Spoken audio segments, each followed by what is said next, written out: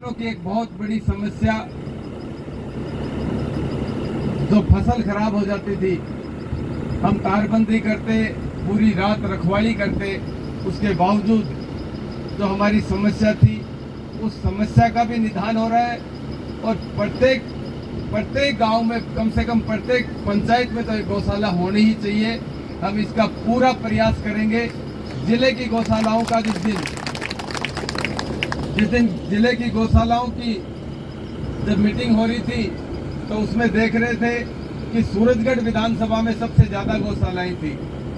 एक आदमी की प्रेरणा से सब कुछ बदल सकता है। अभी चनाना में हम एक ग्राउंड में अभी उद्घाटन कर रहे थे, वहां बात चल रही थी कि वहां एक कोच इस तरीके के आए। उस जमाने में हॉकी के राजस्थान की सबसे अच्छी टीम चनाना की थी। सिर्फ एक आदमी की सोच थी, सुबह 4 बजे ग्राउंड में आ जाते थे। इस्लामपुर में विजय सिंह जी पीटीआई हुआ करते थे, एक आदमी की सोच थी। उनके जाने के बाद में खिलाड़ी तैयार नहीं हुए। मैं आदमी के सोच से बता सकता हूं। आपको एक उदाहरण देना चाहता हूं कि एक कुम्हार अपनी जीवन यापन करने के लिए चिलम बनाया करता था। जो हम गांव में चिलम पीते हैं वो चिलम बनाया करता था और उस चिलम से बेच के अपने घर चलाया करता था। एक दिन उस कुम्हार के घरवाली ने, उनके अर्धांगिनी ने उनसे कहा, उनके हृदय में कोई बात आई और उन्होंने कहा, सोच बदलने की बात बता रहा हूं आपसे। उन्होंने कहा कि आप चिलम बनाते हैं, हम सुराही बनाना शुरू कर दें, लोगों की प्यास बुझाएंगे, खुद भी ठंडे रहेंगे, दूसरों को भी ठंडक मिलेगी। ये चिलम जो खुद को भी जलाती है और दूसरों को भी जलाती है, पैसे उसमें भी कमाए जा सकते हैं, घर उससे भी चलाया जा सकता है। उसकी सोच बदलने से उस कुम्हार ने सुराही बनाना शुरू कर दिया। एक आदमी की सोच पूरे गांव को बदल सकती है, इस पूरे क्षेत्र को बदल सकती है। मैंने बहुत से लोगों को, पहले अवार्ड मिल जाया करते थे, किसी की सिफारिश से मिल जाया करते थे, आज पद्म श्री, भारत रत्न, जिस तरह से अवार्ड की सेरेमनी होती है आप देखते हैं। जो एक चद्दर बांध के नंगे पांव आने वाले आदमियों का सम्मान होता है, ऐसे ऐसे आदमी एक टेलीविजन के ऊपर देख रहा था, लाइन में लगा हुआ था। उनको पता चला कि आपका नाम छप गया है, आपको वहां दिल्ली में अवार्ड देने के लिए बुलाया है। लोगों ने नाखूनों से पहाड़ कुरेद दिए।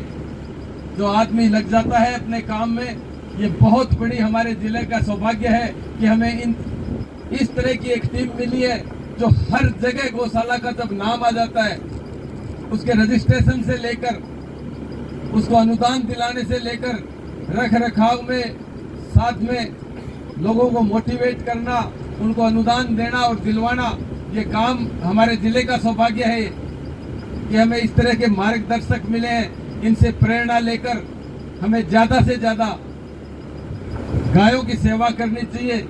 ये जीवन छोटा सा जीवन है, इसका कोई भरोसा नहीं। ये कटु सत्य है कि हमें मौत के घाट एक दिन उतरना है।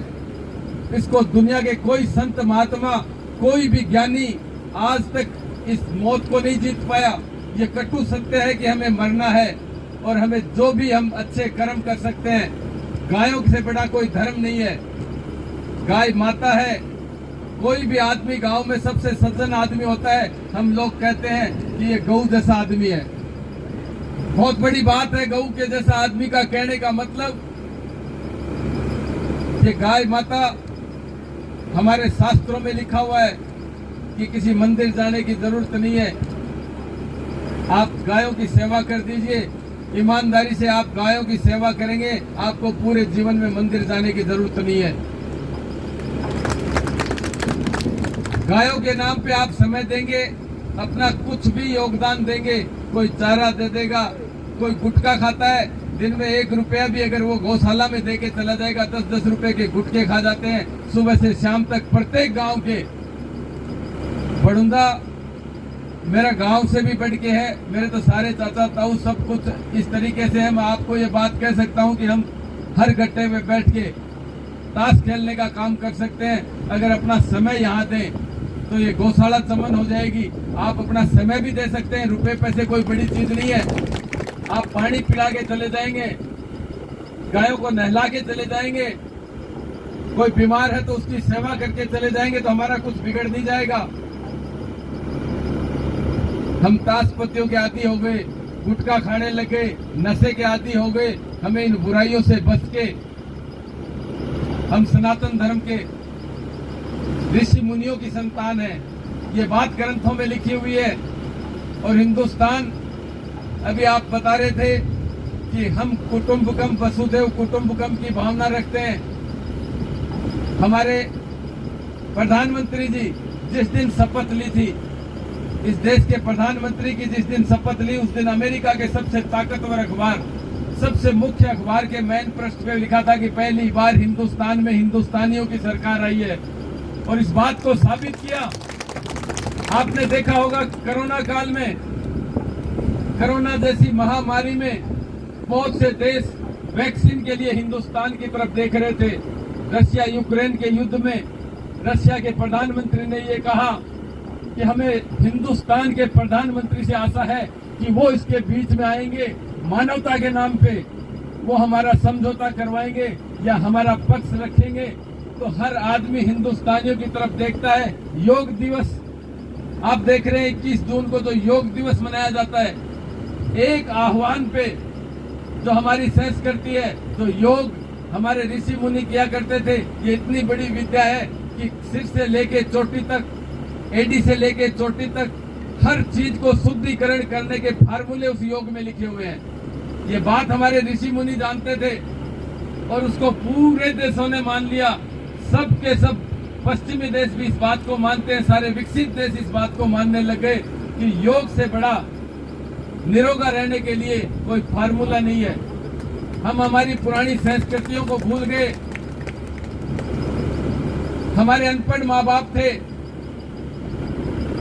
जो पुराने लोग जो कम पढ़े लिखे थे, लेकिन वो बहुत ज्यादा समझदार थे। कोई भी काम, कोई भी हमारे समाज को, हमारे जीवन को जीने का एक ऐसा सटीक तरीका हिंदुस्तान के प्रत्येक गांव में था। यहाँ की शिक्षा पद्धति जिस तरीके से गुरुकुलों में शिक्षा दी जाती थी, जब अंग्रेज इस देश में राज करने के लिए आए, सबसे पहले उन्होंने कहा कि इस नीति को खत्म करना पड़ेगा। जब तक इनमें जो गर्भ में भी सिखाने के लिए बच्चे को, जो बच्चा पैदा होगा उसको सिखाने के, उसके संस्कार पैदा करने के लिए हमारे पास इस तरह के मंत्र थे, इस तरह की हमारी रहन सहन था कि वो गर्भ में ही अपने संस्कार सीख जाया करता था। और एक जमाना था जब गाय बछड़ा लाती थी तो घर वाले खुश होते थे इस बात के लिए। आज हम नंदियों की हालत ये कर देते हैं, उनको मार मार के बाहर निकाल देते हैं। ये तो पुराने बुजुर्ग लोग जानते होंगे, जब घर में आदमी अपने स्वयं के बेटा चाहता था और गायों के भी ये चाहता था कि उसके नंदी पैदा हो जाए। अब गायों के हम चाहते हैं कि नंदी कम से कम हो। हम इन गायों को जिस तरीके से गौशालाओं को हम बढ़ावा दे रहे हैं, हमें इन गायों की नस्ल सुधार के ऊपर भी बहुत काम करने की जरूरत है। मैं आपसे ये भी कहना चाहूंगा कि जो अच्छी नस्ल की गायें हैं उनसे हम उन गायों को अच्छे नंदियों से क्रॉस करवाएं, और जो अच्छी नस्ल की नहीं है, जो विदेशी गायें हैं, उनको हम बाहर नहीं निकालेंगे, लेकिन उनको इंजेक्शन लगवा के या कैसे भी करके उनका प्रजनन रोका जाए, जिससे हमारी गायों की जो अच्छी नस्ल की गायें हैं, जो हमारी पुरानी गायें हैं, उन गायों को वापस वो नस्ल ज्यादा से ज्यादा हो।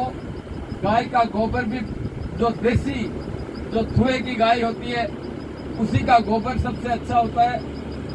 गोमूत्र भी उसी का। लोग ये कहते हैं कि आजकल आप देख रहे हैं 40 साल की उम्र में सब के सब हार्ट की दवाइयां ले रहे हैं। हार्ट की सबसे बड़ी दवा गोमूत्र है। गाय के गोबर से एक मोबाइल के जो विकिरण निकल रहे हैं, जो मोबाइल के जो हानिकारक विकिरण निकलती हैं, उनको रोकने के लिए एक चिप बना रहे हैं। राष्ट्रीय स्वयंसेवक संघ इसके ऊपर बहुत तेजी से काम कर रहा है। 5-5 हजार रुपए की ऑनलाइन वो चिप बिक रही है। तो गाय का गोबर, अपनी देसी गाय का गोबर सोने के बिस्किट के बराबर बिक रहा है। तो आप इसको संभालें, हम सब मिलके हमारी ये भावना रखें कि कम से कम कुछ समय हम अपना दे पाए। यहाँ आकर कोई अगर उसका स्वास्थ्य सही नहीं है तो यहाँ बैठने से भी लोग मोटिवेट होंगे। आप कोई भी ओकेजन, कोई भी हमारे घर में जिस तरीके से बता रहे थे कि जन्मदिन मनाना है, हमारे ये केक काटना, ये पिज्जा बर्गर खाना, ये हमारे हिंदुस्तान की संस्कृति नहीं है। अगर आपको जन्मदिन मनाना है तो एक दिन गायों की सेवा करके जाइए। हम घरों में आजकल टेलीविजन और मूवी देखते हैं और उस मूवी को हम हमारे जीवन में उतार लेते हैं। वो 2 घंटे की मूवी हमारा जीवन नहीं हो सकता। हमें अपने आप से आईने के सामने खड़ा होके दिन में कम से कम 2 मिनट आईने के सामने अपने आप को भी देने की जरूरत है कि हमने आज कोई एक भी अच्छा काम किया। दिन में 24 घंटे में 5 मिनट भी कहीं सही जगह हमने हमारा लगाया या नहीं लगाया।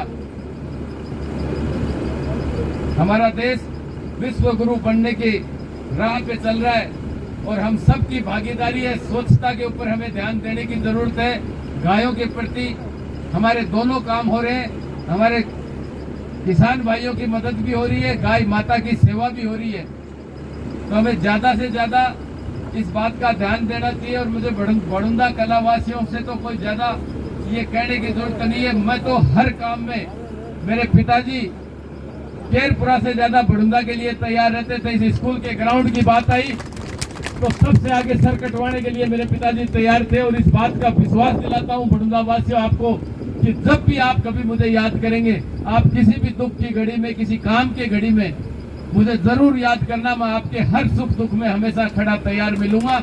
इस गौशाला के लिए ये 5 लाख रुपए मैं इसलिए कि मेरे मन में ये कसक थी कि किसी गौशाला को मैंने कम रुपए दे दिए, किसी को ज्यादा दे दिए। मैं सबको बराबर रखना चाहता था, इसलिए मैंने निरंजन सिंह जी से एक दिन इस बात के लिए निवेदन किया कि मैं सबको बराबर 5 लाख रुपए देना चाहता हूँ। इस विधानसभा में कोई फर्क नहीं हो, कोई ये नहीं कह दे कोई गौशाला उस टाइम लंपी के दौरान थी, कोई नहीं थी।